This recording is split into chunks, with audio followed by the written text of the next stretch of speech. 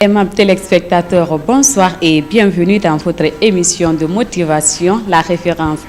La Référence est une émission qui reçoit pour vous des personnes qui, dans leurs différentes activités quotidiennes, sont parvenues à être des modèles, des références dans leur domaine d'activité respective.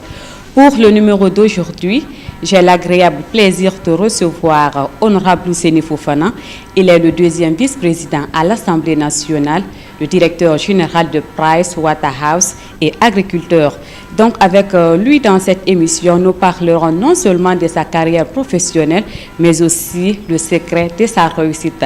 Alors, aimables téléspectateurs, restez toujours avec nous. Dans un instant, je reviens sur ce plateau pour commencer cette émission avec vous.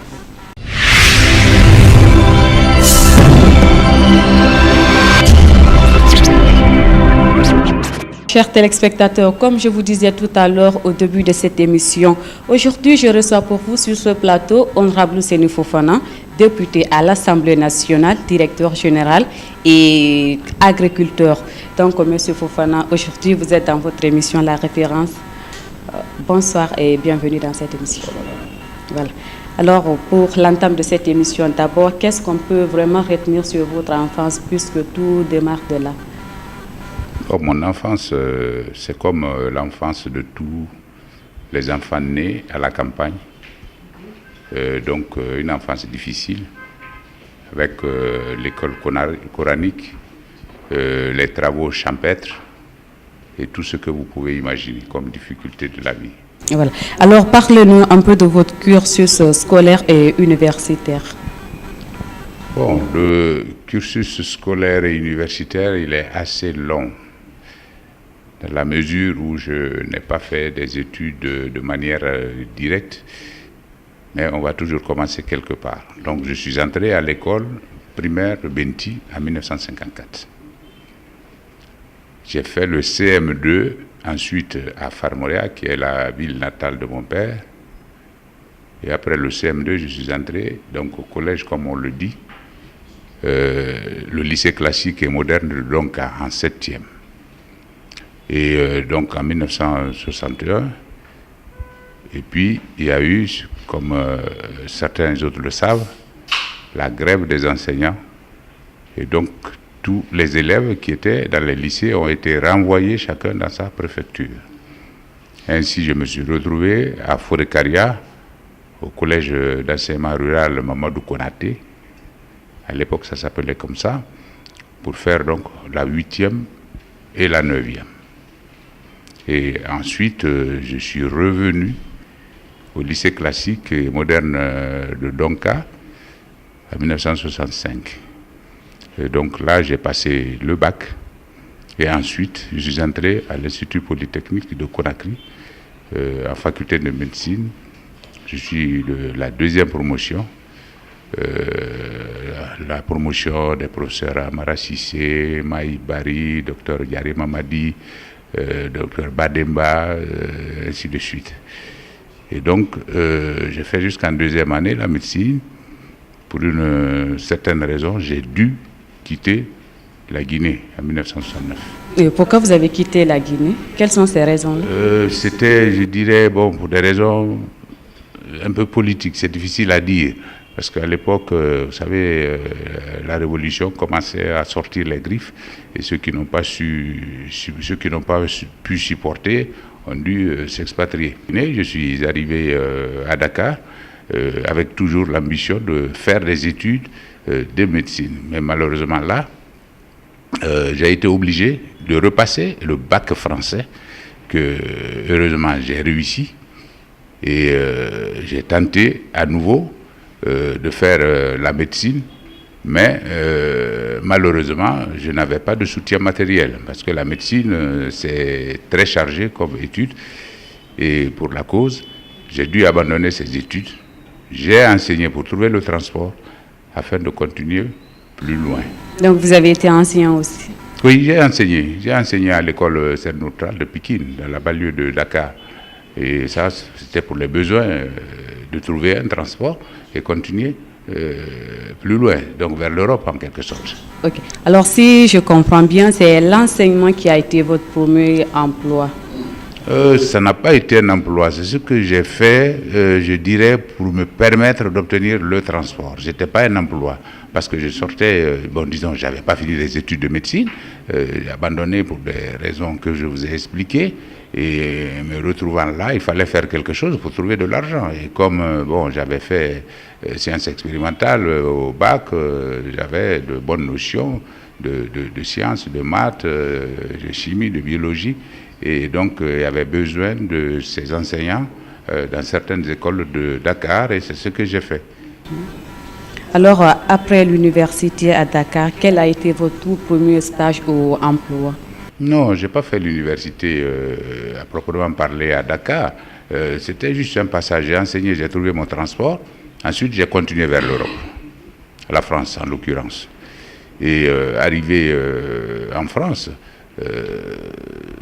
finalement, je ne pouvais pas faire non plus, je ne pouvais pas continuer les études de médecine. Et pourquoi? Et pourquoi? C'est toujours le même problème, un problème de moyens. Je n'ai pas de parents en France, je n'ai pas de soutien, je n'ai pas de bourse.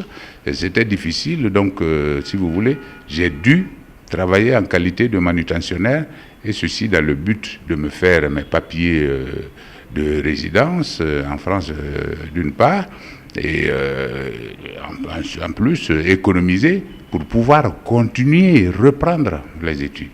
Et c'est ce que j'ai fait. Alors, arrivé en France, vous avez toujours continué vos formations en médecine ou vous vous êtes lancé dans d'autres formations? Non, j'ai abandonné la médecine, je ne pouvais pas, il n'y avait pas les moyens pour cela. C'est ainsi que j'ai travaillé comme manutentionnaire, comme je vous l'ai dit tantôt, pour faire mes papiers, économiser et reprendre d'autres études. Et d'autres études, lesquelles, je ne pouvais pas le savoir moi non plus, mais j'ai dû m'inscrire quand je travaillais en cours du soir, dans une école, la Société de comptabilité de France, la SCF, à Place Saint-Lazare, pour savoir, à défaut d'être médecin, qu'est-ce que je pouvais faire d'autre pour encore être utile à ma petite famille. Et donc, à cette école, on faisait l'économie, le droit et la comptabilité. Et donc, c'est là que j'ai découvert que ma nouvelle vocation pouvait être l'économie. Donc, vous êtes économiste aussi? Oui, c'est un peu la formation que j'ai faite. Donc, quand j'ai économisé, j'ai vu que je pouvais faire économie. J'ai quitté Paris parce que la vie était plus chère. Et je me suis réfugié, je suis allé en province, à Bordeaux, et je me suis inscrit là, à l'université, en faculté de sciences économiques. Et donc, c'est ce que j'ai fait en deuxième année. Après la deuxième année, en option, j'ai choisi l'économie bancaire. Et donc, j'en ai obtenu une maîtrise de gestion en économie bancaire. Alors, bien évidemment, au cours de ma formation, j'avais un peu de trous dans mon emploi du temps. Ces trous, je les ai mis à profit en m'inscrivant à l'INTEC, Institut national des techniques économiques et comptables, pour pouvoir passer des diplômes comptables. Et donc, j'ai mené ça parallèlement. Et quand j'ai fini la maîtrise, donc, il me donnait l'équivalence du certificat économique du DECS, diplôme d'études comptables supérieures spécialisées. Donc, j'ai eu ça également. Donc, j'étais tranquille. Il me restait 2 certificats à faire, le certificat juridique et le certificat comptable. Et donc j'ai également passé le certificat juridique que j'ai eu, et pour ne pas rester comme ça, je dirais en rade, en chômage, je me suis dit, il faut que je m'inscrive en 3e cycle. Et je me suis inscrit en 3e cycle à l'Institut d'administration des entreprises de Bordeaux, dans l'option organisation et contrôle de gestion. Et donc, comme je suis habitué à ça, en même temps que je faisais ça, j'ai préparé le certificat comptable du DECS. Et donc, en même temps que j'ai eu le 3e cycle d'organisation et contrôle de gestion, j'ai eu également le certificat comptable du DECS. Donc, si vous voulez, donc les études, on peut dire que c'est quasiment terminé. Maintenant, comme vous le demandiez tout à l'heure, il fallait travailler. Ok, oui. Quel a été donc ce premier travail? Le premier emploi, j'ai eu beaucoup de chance.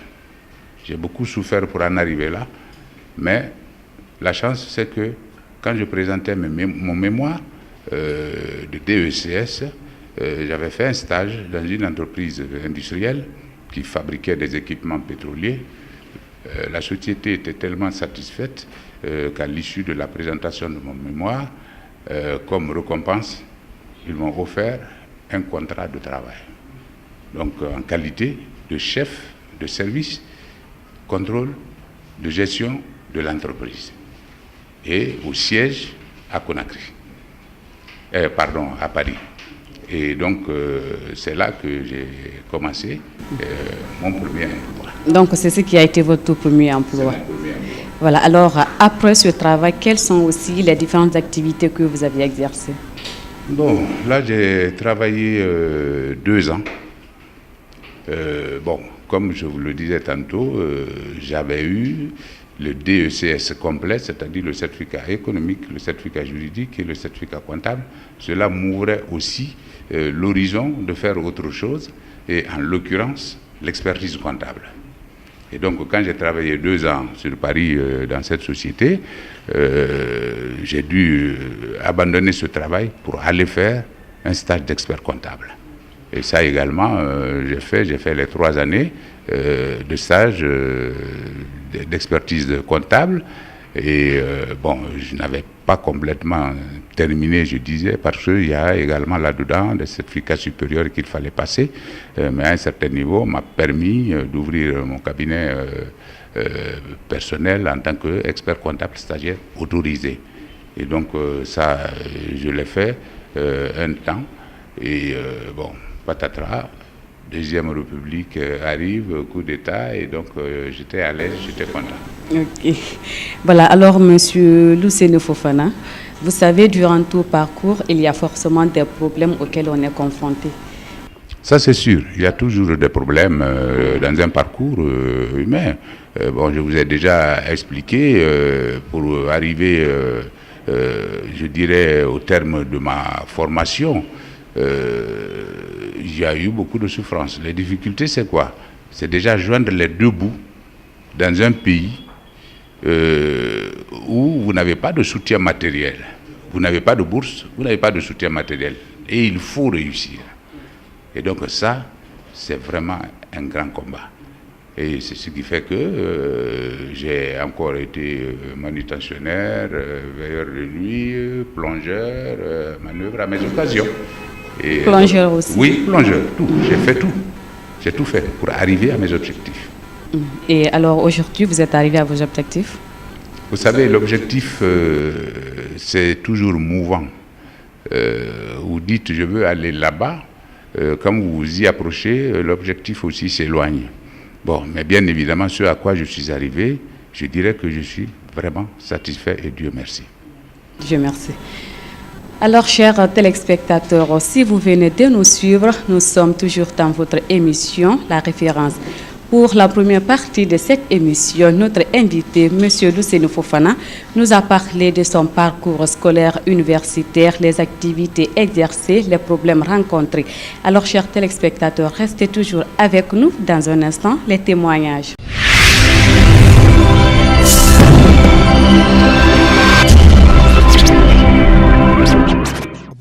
El Hadj Luceno Fofana a grandi sous les pieds de ses parents. Il n'a pas voulu aller ailleurs puisque c'est lui qui faisait tout pour ses parents. Il y a un lieu où il travaillait dans leur bas-fond. Il avait plus de 40 bas-fonds là-bas. C'est là qu'il travaillait avec son père et sa mère. C'est là-bas qu'il attrapait les crapes, les poissons pour sa mère. Pendant la semence du riz, il faisait cela avec ses parents. C'est lui qui lavait leurs habits et tout. Quand il a grandi, ses parents ont décidé de l'amener à l'école. Mais il ne voulait pas être distant de ses parents. Mais ses parents ont dit, comme c'est notre bénédiction, tu cherches, accepte d'aller à l'école. Comme ça, tu pourras aider tes frères. Il marchait de Samou à Benti pour se rendre à l'école. Quand il a eu son examen, il est allé à Forokaria. Après Forêt-Karia, il a regagné Conakry pour poursuivre ses études. Dans la poursuite de ses études, il apprenait aussi la médecine. Il était un grand dessinateur. Après Conakry, il est parti en Occident pour approfondir ses études. Après les études, il s'est retourné en Guinée. S'il est aujourd'hui député, c'est grâce aux habitants de Samo. C'est eux qui l'ont poussé à se lancer dans la politique parce qu'ils voulaient qu'un député sorte de leur village.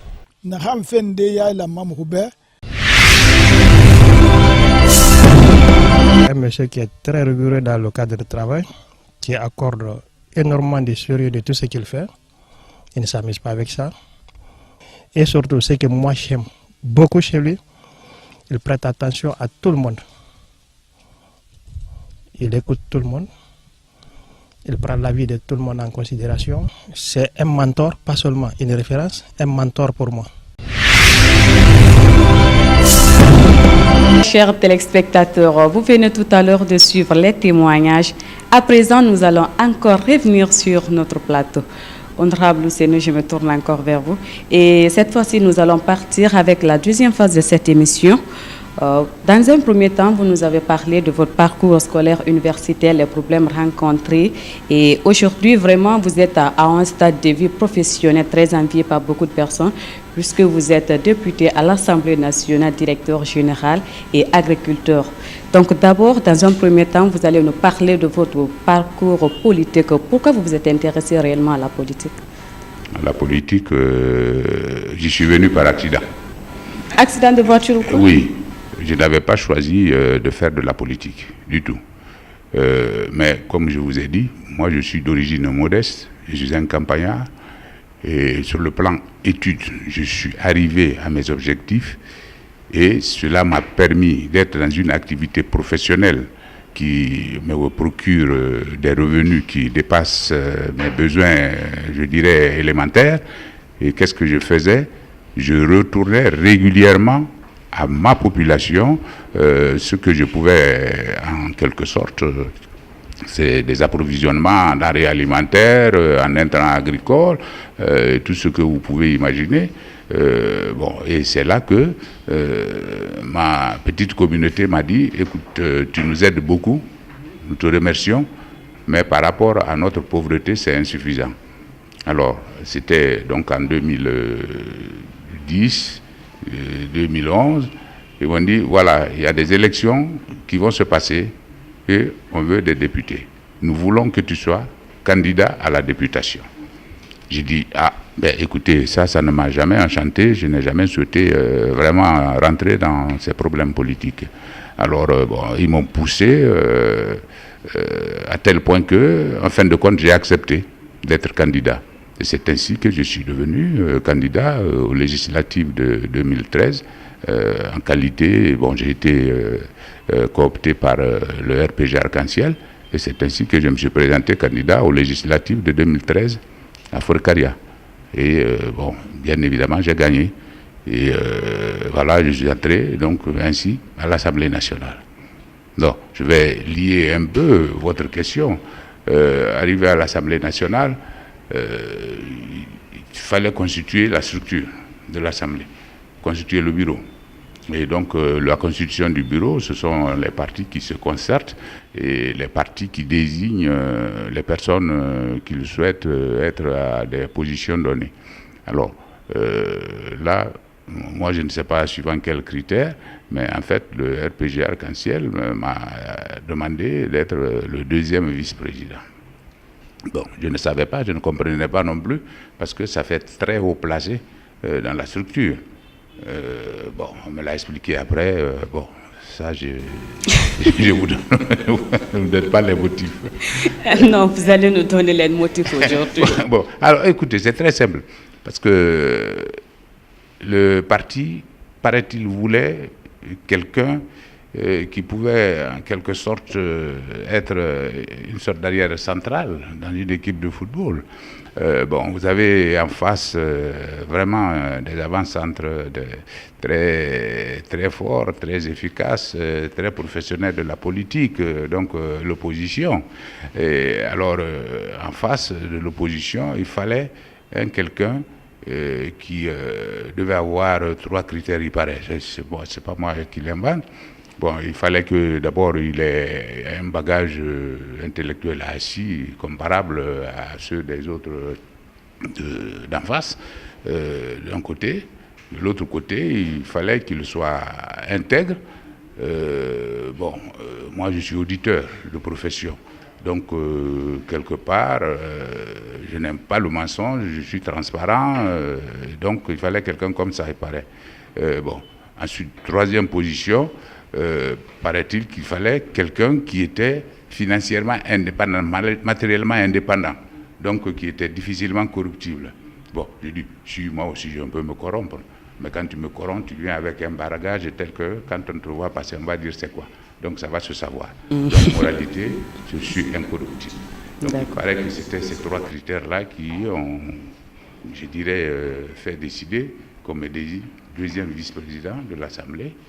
Alors, à part votre poste de député, vous êtes aussi directeur général d'une entreprise. Donc, vous allez nous parler de cette entreprise, l'historique de création de la dite entreprise. Bon, je ne veux pas tellement parler de ça parce que il ne faut pas que ça ressemble à une publicité, c'est notre profession l'interdit. Mais je vous dirais tout de suite que c'est ce cabinet qui, en fait, a donné naissance à ma personne. Parce que je suis revenu définitivement en Guinée en 1986. J'ai été parmi les premiers professionnels à rentrer au pays. Et donc ensemble, on a bâti l'ordre des experts comptables qui vit, je dis bien aujourd'hui, mené par une jeunesse efficace. Et donc, à partir de là, je me suis trouvé des partenaires, en l'occurrence donc Price, si vous voulez, et nous avons consulté ce que nous avons appelé le cabinet fiduciaire de Guinée. Et donc, ce cabinet, il est là, donc membre de PricewaterhouseCoopers. Et donc, ce cabinet, c'est ce qui m'a permis, j'ai exercé dans ça. C'est le cabinet qui m'a permis d'avoir des revenus excédentaires que j'ai donnés à ma population. Et donc, c'est avec ces faveurs à la population que les gens ils m'ont choisi pour être député. Donc, si vous êtes comme ça aujourd'hui, c'est grâce à ce cabinet? C'est grâce à ce cabinet, effectivement. Ok. Alors, vous êtes aussi agriculteur? L'agriculteur, ça, si vous voulez, pour ne pas... c'est un peu génétique. Je reviens à la médecine, c'est dans le sang. Mon père est agriculteur, ma mère aussi, je suis né là-dedans. J'ai exercé les travaux champêtres, je vous ai dit, l'enfance difficile. J'ai été au champ, j'ai labouré, j'ai repiqué le riz, j'ai fait tout ce que vous pouvez imaginer dans l'agriculture, dans les travaux champêtres. Donc il s'est créé en moi un certain amour de ce travail. Et donc je ne pouvais pas m'en séparer. Et pour la cause, depuis que je suis rentré au pays, il ne s'est pas passé une année sans que je n'ai fait un champ. Et donc, vraiment, ça me passionne. Alors, pour vous, quels sont les secrets de la réussite? Le secret de la réussite...